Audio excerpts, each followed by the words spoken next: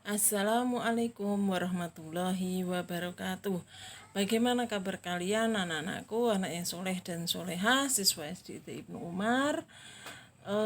Semoga kalian dalam keadaan sehat dan dalam lindungan Allah Subhanahu wa Ta'ala.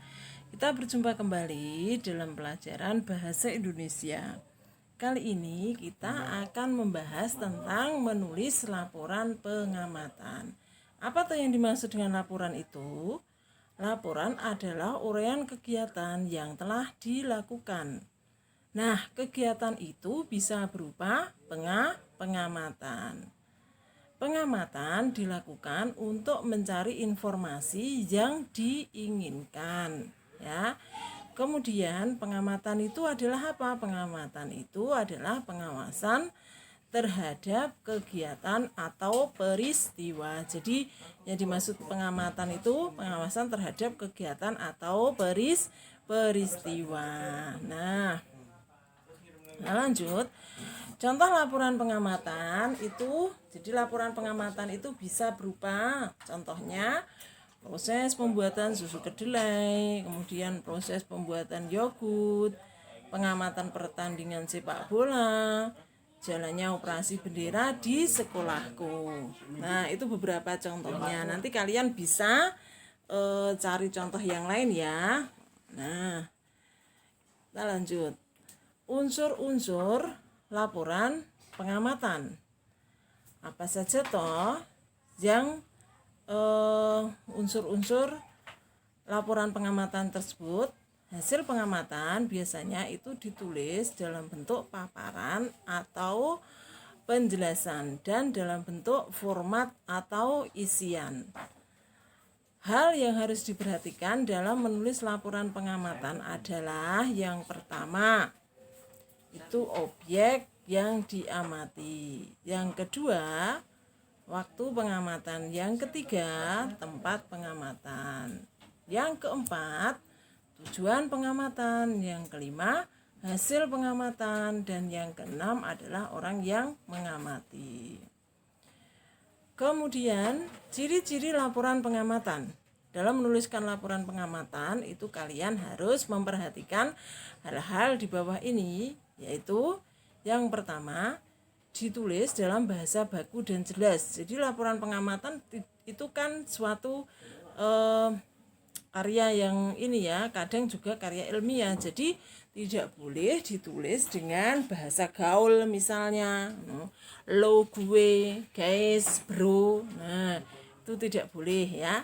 Jadi harus ditulis dalam bahasa baku dan jelas. Yang kedua, ditulis berdasarkan kenyataan atau faktual. Jadi nyata, benar-benar sesuai dengan apa yang diamati. Tidak boleh menulis laporan pengamatan itu hanya ngoyoworo ya, istilahnya ngoyoworo itu apa? Hal yang tidak nyata ya. Yang ketiga, disusun secara berurutan atau sistematis ya. Susun secara berurutan atau sistematis. Jadi tidak boleh tidak teratur ya. Misalnya di bagian atas itu waktu, terus nanti langsung kesimpulan atau langsung tanda tangan, tidak boleh. Jadi ada aturan-aturannya dalam menuliskan laporan pengamatan. Nomor 4, bahasa yang digunakan tidak ambigu atau mengandung lebih dari satu makna. Ambigu itu apa? Mengandung lebih dari satu makna, tidak boleh seperti itu ya. Jadi bahasanya tadi harus bahasa baku dan jelas ya. Kita lanjut contohnya, perhatikan contoh laporan hasil pengamatan berikut. Judulnya di sini pertumbuhan tanaman cabai.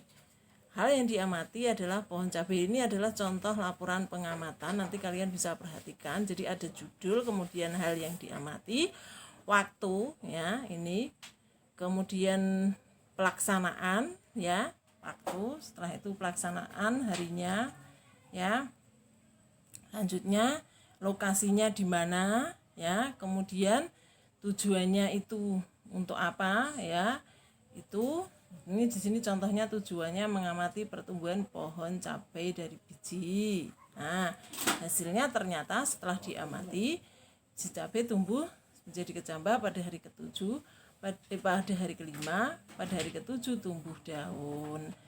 Panjang tanaman kira-kira 3 cm. Nah, terus jangan lupa itu dikasih tanggal kalian menuliskan laporan pengamatan. Ada tanda tangan terus nama terang.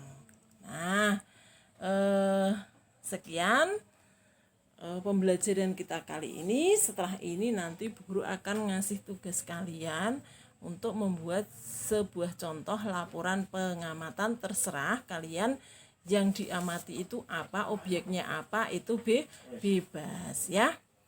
Kita cukupkan sekian. Semoga kalian melewati hari yang penuh semangat dan menyenangkan. Jangan lupa kita berdoa semoga pandemi ini cepat berlalu dan kita bisa belajar tatap muka kembali dengan penuh ceria ya. Subhanakallahumma wa bihamdika asyhadu alla ilaha illa anta astaghfiruka wa atubu ilaik. Assalamualaikum warahmatullahi wabarakatuh.